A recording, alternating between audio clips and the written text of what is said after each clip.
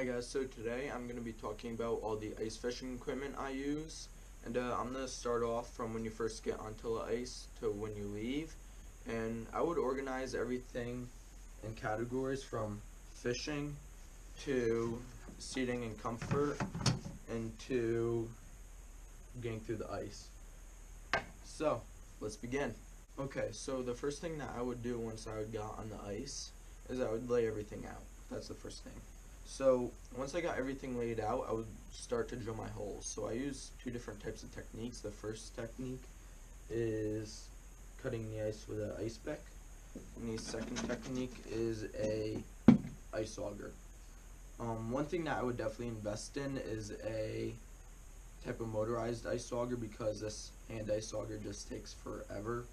So that's what I would recommend getting. And once you get all your holes drilled, you usually have lots of ice and snow in your holes. So you would want a scooper. As you can see, it has holes in it, so the water drains through. And you just use that to get all the ice out so your holes don't freeze up. And that's would be the first thing that I would do once I get on the ice. Once I got all my holes drilled, I'd actually move on to the fishing aspect. So I also use two different techniques for this. I use a jigging technique, and I also use tip-ups. So for my jigging technique, I use this 26-inch light action ugly stick, and I have it paired up with a Shakespeare Ugly Select Ice. And I have that paired up with 6-pound fluorocarbon.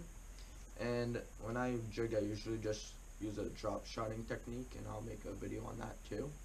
And I usually just jig worms and minnows. And the second technique I use is tip-ups.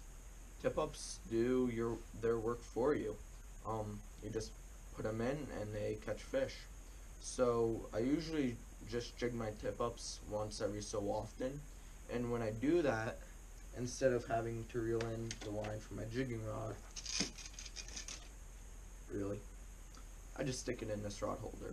So if a fish bites on, since the drag is loose, he could just pull, and then I'll catch him just like a tip-up. And I have my tackle box where I carry all my hooks and line and everything I need in here. So that would be the second thing I would do once I got on the ice. Okay, so the third and final thing I would do is I would have some type of comfort. I usually just carry chairs or this bucket with me to sit on. One thing I'd also invest in, if you're a pretty hardcore ice fisherman, I would invest in a shanty, because that'll block all the wind. And I'm just too cheap to buy this stuff like the gas-powered auger and the shanty. But when you're fishing on a budget, you have to do what you gotta do. So that would be the third thing I would do once I get on the ice, because you gotta stay comfortable. Okay, so that wraps up this video. Make sure you guys like, subscribe, and comment, and check out my other ice fishing videos and or all my other videos. And I will link everything down in the description that I mentioned, and hope you guys get out on the ice. Peace!